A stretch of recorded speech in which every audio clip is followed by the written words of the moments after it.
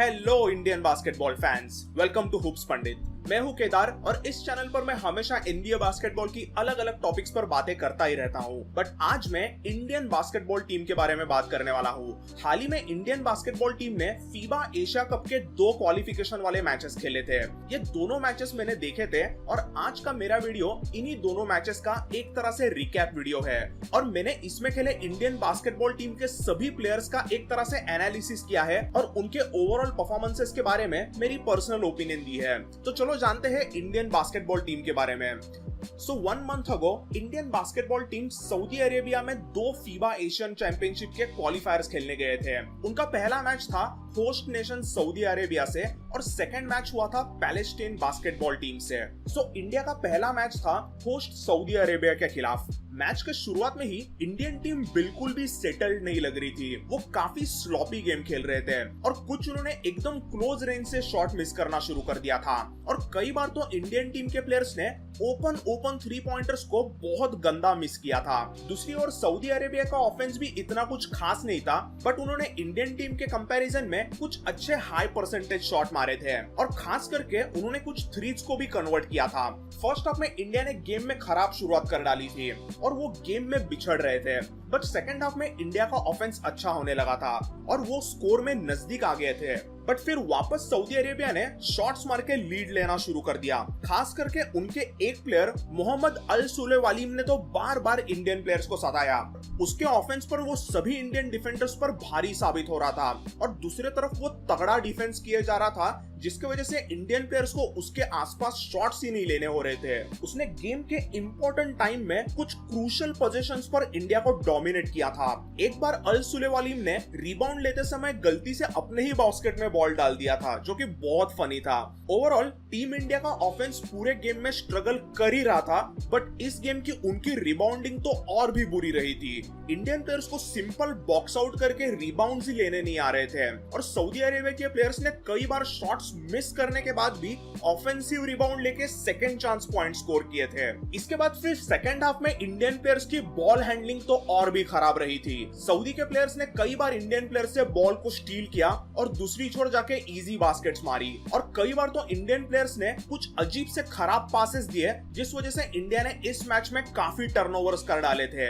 India के इस खराब परफॉर्मेंस की वजह से सऊदी अरेबिया ने हमें 19 पॉइंट से बुरी तरह से हराया था।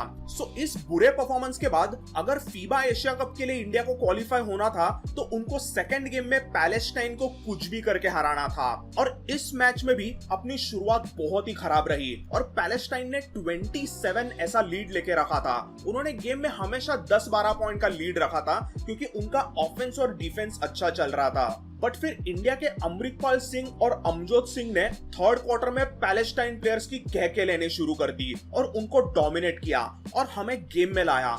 फिर असली धमाल हुई थी फोर्थ क्वार्टर में। इंडियन टीम अभी भी बिछड़ रही थी, वो 67-61 ऐसे 6 पॉइंट से पीछे थे और तभी अमजद सिंह गिल ने एक क्लच 3 पॉइंट बॉम्ब मारा था और फिर अगले ही पोजीशन पर अपने शार्प शूटर जोगिंदर सिंह ने एक 3 पॉइंटर मार के गेम को बराबरी का कर दिया था। फिर ऐसा स्कोर टाइट रहते इंडिया के सेंटर अमृतपाल सिंह ने एक क्लच जंप शॉट मारा और इंडिया को लीड दिलाया। इस लीड को अमजद सिंह गिल ने वापस एक ह्यूज 3 पॉइंटर मार के बढ़ा दिया। इसके बाद इंडियन यंग स्टार सेखॉन ने फुल कोर्ट जबरदस्त ड्रिबलिंग करते हुए लेअप मारा और फुल जोश में पैलेस्टाइन प्लेयर्स के सामने फ्लेक्स कर दिया था। सेखॉन के इस जबरदस्त बास्केट की वजह से सिर्फ कुछ 15 सेकंड्स बाकी रहते इंडिया के पास 5 पॉइंट का लीड था, बट पैलेस्टाइन ने सिर्फ 10 सेकंड्स रहते हुए एक ह्यूज 3 पॉइंटर मारा और अब भारत के पास सिर्फ 2 पॉइंट का लीड रह गया था, जिसके बाद अमजद सिंह पर पैलेस्टाइन के प्लेयर्स ने फाउल कर दिया था और इस क्लच सिचुएशन में अंडर प्रेशर अमजद ने अपने दोनों फ्री थ्रोज मिस कर डाले और अब इस आखिरी पोजीशन पर पैलेस्टाइन शॉट मार के गेम को या तो ओवरटाइम में लेके जा सकती थी या फिर 3 पॉइंटर मार के जीत सकती थी, बट आखिरी सेकंड्स में उनके एक प्लेयर ने लेअप मिस कर दिया और ये मैच इंडिया ने 2 पॉइंट से कैसे तो करके जीत लिया। इस इंडिया वर्सेस पैलेस्टाइन गेम की एंडिंग सही में बहुत एक्साइटिंग थी और अपने प्लेयर्स ने इस विन को लिटरली खींच के निकाला। पैलेस्टाइन की टीम पूरा गेम लीड पर रहे थे। इवन फोर्थ क्वार्टर में कुछ 8 मिनट बाकी रहते उनके पास 9 पॉइंट का लीड था, बट फोर्थ क्वार्टर में इंडिया ने धुआंधार खेल करते हुए 21 पॉइंट्स ठोक डाले थे और पैलेस्टाइन ने सिर्फ 8 पॉइंट बनाए थे, जिसकी वजह से इंडिया ने लीड लिया और आगे चल के ये मैच जीती थी।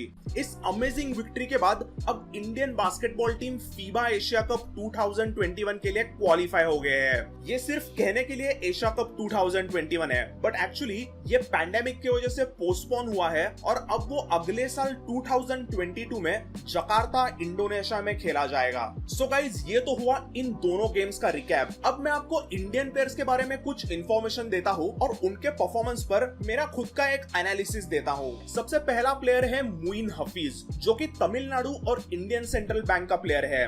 उसने सऊदी के खिलाफ गेम को स्टार्ट किया था और वो इंडियन टीम का स्टार्टिंग पॉइंट गार्ड था। For a point guard Hafeez की बॉल हैंडलिंग तो वैसे ठीक ठाक ही थी। उसका ओवरऑल गेम इंटरनेशनल लेवल से काफी एवरेज लग रहा था। उसने सऊदी के खिलाफ पहले गेम को स्टार्ट तो किया था और 2 3 पॉइंटर्स भी मारे थे, बट उसका डिफेंस कुछ इतना खास नहीं था। उसने फर्स्ट गेम में 8 पॉइंट्स किए थे और उसके एवरेज खेल की वजह से उसे सेकंड गेम में ज्यादा मौका ही नहीं मिला था। फिर अपना शूटिंग गार्ड था उत्तर प्रदेश का विशेष भृगुवंशी। भृगुवंशी वैसे तो पहले पॉइंट गार्ड खेलता था, बट आई थिंक इस गेम में शूटिंग गार्ड खेल रहा है, मतलब अभी वो कॉम्बो गार्ड भी बन चुका है।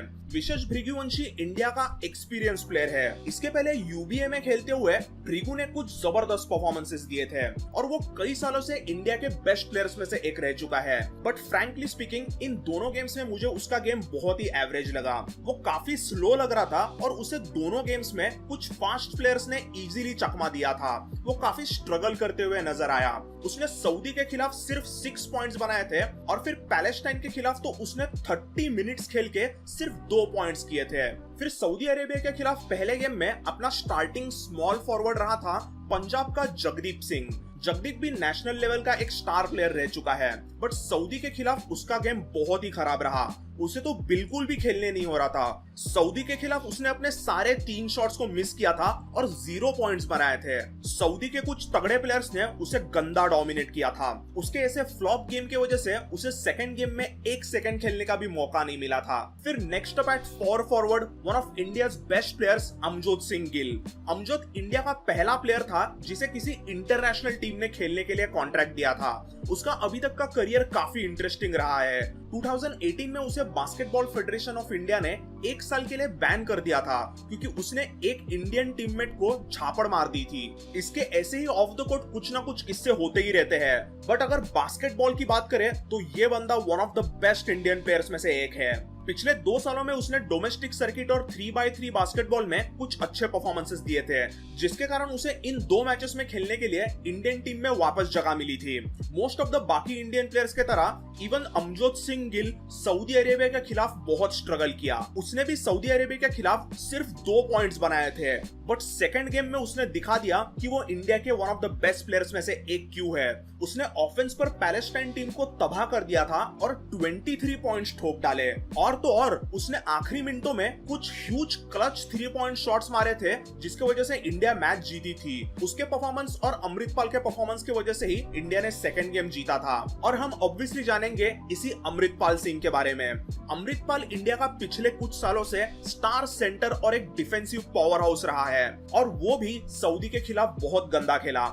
He shot only 2 out of 10 from field। उसने पहले गेम में कई सारे शॉट्स बहुत नजदीक से मिस किए थे और वो भी कुछ पोजीशंस पर बहुत स्लो लग रहा था। उसकी फिटनेस लेवल थोड़ी अप टू द मार्क नहीं लग रही थी। उसे सऊदी अरेबिया के सेंटर अल सुलेवालिम ने अच्छे से डोमिनेट कर दिया था, बट पैलेस्टाइन के खिलाफ अमृतपाल ने दिखा दिया वो इंडिया का बेस्ट प्लेयर क्यों है। उसने सेकंड गेम में कमाल का परफॉर्मेंस देते हुए पैलेस्टाइन के अगेंस्ट 30 पॉइंट्स बना दिए थे और इंडिया को कमबैक विन दिलाई थी। पैलेस्टाइन के प्लेयर्स अमृतपाल को रोक ही नहीं पाए थे और उसके एक्सपीरियंस खेल के वजह से ही हमने ये गेम जीता था और एशिया कप के लिए क्वालिफाई किया है। Next up is Joginder Singh. इन दोनों गेम्स में जोगिंदर सिंह मेरा सेकंड फेवरेट प्लेयर रहा। वो दोनों गेम्स में ऑफ द बेंच आया था, बट आने के बाद उसने कुछ जबरदस्त परफॉर्मेंसेस दिए। उसने गेम में आते ही इंडिया के ऑफेंस को संभाला और वो अपने इंडियन टीम का परफेक्ट 3 प्लेयर है। वो सिर्फ 3 पॉइंटर्स अटेम्प्ट करता है और दूसरी तरफ तगड़ा डिफेंस करता है। जोगी भाई ने सऊदी अरेबिया के खिलाफ 4 3 पॉइंटर्स ठोके थे और इंडिया को गेम में रखा था। वो अच्छा नहीं खेलता तो हम और भी बुरी तरीके से हारते हैं। फिर पैलेस्टाइन के खिलाफ भी जोगी भाई ने 4 3 पॉइंटर्स ठोके और उसमें से एक तो जबरदस्त क्लच 3 पॉइंटर शॉट था। जोगिंदर सिंह का ये 3 स्पेशल गेम मुझे इन दोनों में बहुत जबरदस्त लगा। और लास्टली मैं बात करूंगा my most favourite player from Indian team, सहेज प्रताप सिंह सेखॉन। सेखॉन इजीली यंग केजर्स का सबसे एक्साइटिंग प्लेयर है। सेखॉन एक 6 फीट 4 इंचेस का डायनामाइट पॉइंट गार्ड है जो अपने तूफानी स्पीड के साथ बॉल हैंडलिंग भी जबरदस्त तरीके से करता है। सऊदी अरेबिया इंडिया को डोमिनेट करने लगी थी, बट तभी जोगिंदर सिंह ने तो इंडिया को संभाला ही था। बट सेखॉन के आने के बाद तो इंडिया का गेम और अलग लेवल पर चला गया था। उसने अपने खतरनाक शूटिंग से सऊदी अरेबिया को हिला के रख दिया था। Sekhon shot 3 out of 4 from 3 pointers और उसकी ड्राइविंग टू बास्केट की एबिलिटी तो लाजवाब थी। उसने कुछ ताबड़तोड़ प्लेस किए थे, बट अभी भी सेखॉन को स्कोरिंग थ्रू द कॉन्टैक्ट में अभी भी थोड़ी सी और मेहनत करनी पड़ेगी। वो अभी थोड़ा सा सुकड़ा होने की वजह से उसे किसी ने थोड़ा टफ डिफेंड किया तो वो शॉट्स मिस करता है। बट जो भी हो, सेखॉन एक बहुत ही खतरनाक ऑफेंसिव प्लेयर है। सो ये तो हुई उसके ऑफेंस की बातें, बट सेखॉन एक तगड़ा डिफेंडर भी है। उसने सऊदी अरेबिया के खिलाफ कुछ बढ़िया डिफेंसिव प्लेस किए थे और कुछ मस्त स्टील्स कर डाले थे। इंडिया सऊदी के खिलाफ 19 पॉइंट से हारी थी, बट सेखॉन का प्लस माइनस था सिर्फ -1। प्लस माइनस क्या होता है ये जानने के लिए मेरा NBA बॉक्स स्कोर एक्सप्लेन का वीडियो जरूर देखना, लिंक इज इन डिस्क्रिप्शन। तो फिर आपको समझ में आएगा कि सेखॉन का -1 मतलब कितना अच्छा स्टैटिस्टिक है। सो सऊदी अरेबिया के खिलाफ तो सेखॉन ने कुछ बढ़िया प्लेस किए थे, बट फिर पैलेस्टाइन के खिलाफ सेखॉन ने सिर्फ 7 पॉइंट्स किए थे। बट वो ऑलमोस्ट पूरा गेम खेला था और उसने वापस अपना अच्छा 2 वे गेम दिखाया था।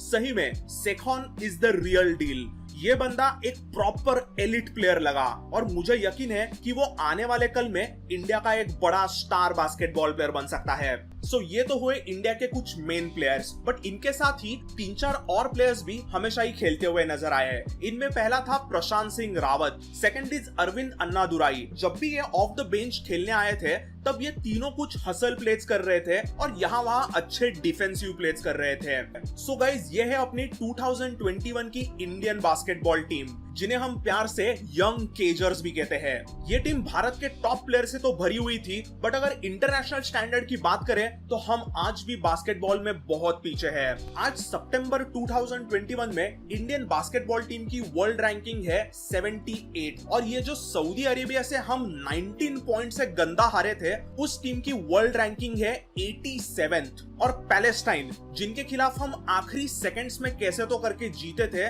उस टीम की रैंकिंग है 83rd।